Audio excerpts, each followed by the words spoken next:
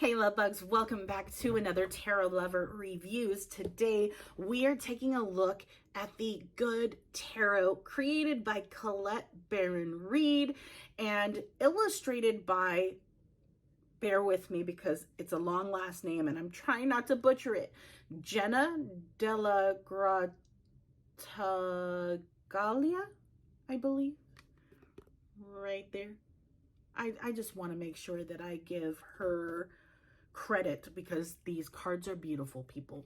Anyways, if you've heard of this tarot deck or you haven't heard of this tarot deck, hopefully this review and the flip through that comes afterwards helps you to decide on whether or not this tarot deck is right for you. Now, if you want to skip to the flip through, take a look down in my description. I break down all the suits into chapters to make it easier for you to locate exactly where in the flip through you would like to begin.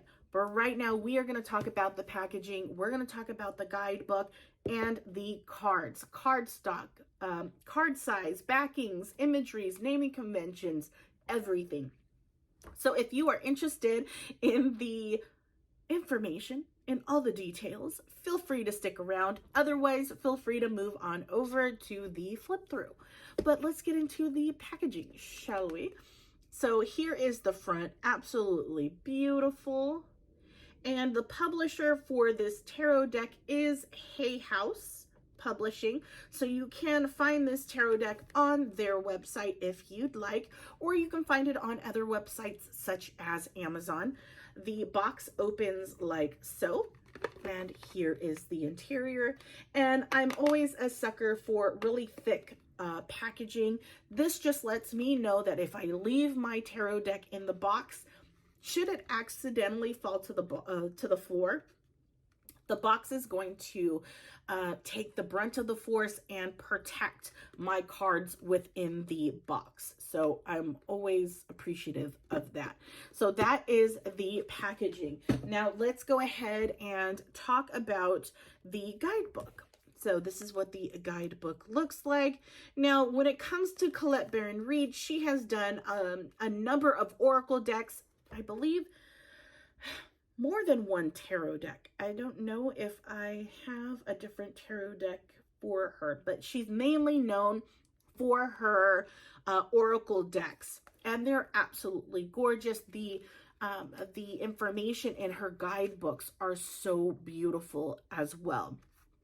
So as far as the guidebooks, you do receive a picture of that card with the description within the guidebook.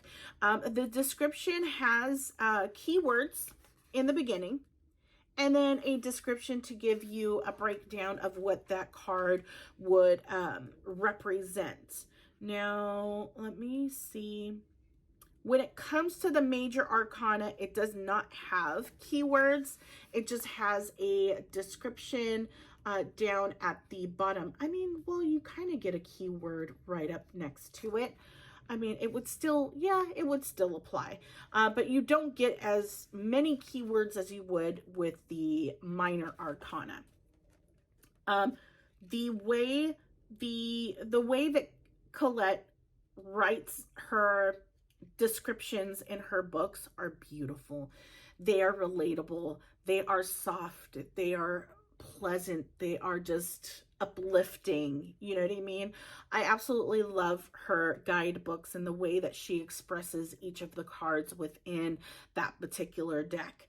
Now, I will say within this deck, there is no tarot spreads, so you will have to utilize the internet to have, or utilize a tarot spread if need be, but it's not necessarily a necessity. I just find that it's very helpful when there is at least a tarot spread in the guidebook that you can utilize with your tarot deck. So that is the guidebook. Now let's talk about the cards. So this is the back of the cards. I absolutely love the backing. I love this green gold color. It's earthy. It's beautiful. It's just, I find it very relaxing. But I always feel that way with the color green, that dark hunter green, that grass green. It's just very grounding for me. But that is the back. And as you can see, with the glare, it is glossy finish.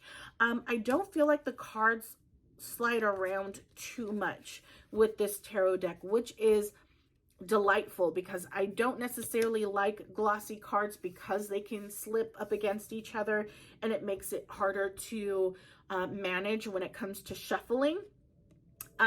In regards to shuffling the card stock, because the cards look big, because they are a little bit bigger, a lot bigger than your standard tarot card, the card stock is thicker. Okay, it is very thick. It's not super thick because I can still bend it, but it's still thick. So shuffling in that, sorry, my dog's gonna make an appearance right now.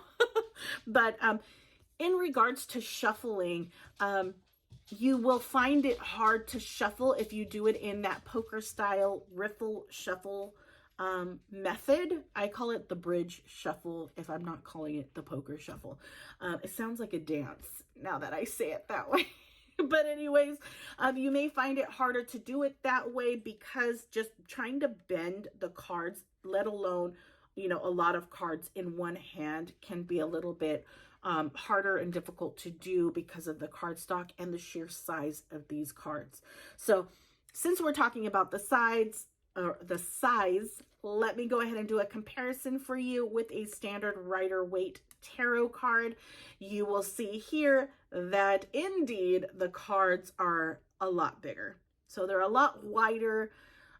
So trying to shuffle may be a little bit difficult for some people. For me, I adjust the way that I shuffle depending on the card stock, the card size of the deck that I'm utilizing.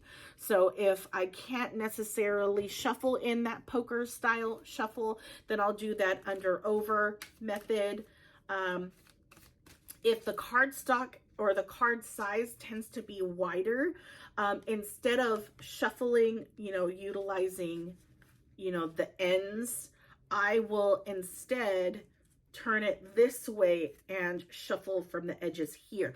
That tends to be a little bit easier for me. But with this particular tarot deck, because the cardstock is thicker, I can't bend the cards all that much because of how thick the cards are. So I end up using the under over method when I shuffle these particular tarot cards. But you can do whatever you like. If you can bend these cards, fantastic, do you, boo. But I find it a little bit difficult for me to do that. Now, that is the specs of the cards. Let's talk about the naming convention and the imagery. Now, when I get to this part of the review, I'd like to say that I always compare the imagery and the naming convention to the Rider-Waite Smith tarot deck. The reason why I do that is because a lot of the guidebooks out there are widely based off of the Rider-Waite Smith imagery and naming convention. So if you are utilizing a guidebook besides the guidebook that comes with the tarot deck, you may find it a little bit difficult if that tarot deck that you are using does not have the same naming conventions or imagery than your guidebook. Okay, so that's one reason why I do that. Another reason is because there are tons of tarot decks out there that may pull inspiration heavily from the Rider-Waite Smith. Some tarot decks don't. So again, this is another reason why I like to do that comparison, because a lot of us have started utilizing the Rider-Waite Smith deck first in their tarot journey. So knowing that imagery and being able to relate it to the cards that you're utilizing tends to happen automatically, if that makes sense. But yeah, that is why I do what I do in these reviews, and especially with the naming convention and the imagery. So let's get into that. The naming convention first. In regards to the major arcana, there are several cards that have a different name from the Rider-Waite Smith. The first card is going to be the Lover's card. Lover's card is called Love. Still kind of the same, but still the name is different, so I do want to mention it. So you have Love. The next is Wheel of Fortune. It is Fortune's Wheel on this deck. The next one would be the Death card. It's transformation. And I do see this a lot with the Death card. A lot of tarot deck creators don't like the word death, so they will use the word transformation to replace the word death in their tarot decks. The next thing is the Temperance card. It is patience in this tarot deck.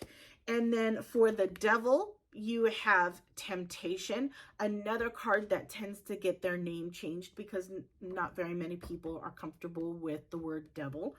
And then last but not least within the major arcana is the Judgment card. It is called the Call card. So that is the naming differences in the major arcana. Let's talk about the minor arcana. Now for the minor arcana, definitely the suit names have changed. So the standard from the Rider-Waite-Smith, you have Pentacles, Cups, Wands, and Swords, right? That's the typical.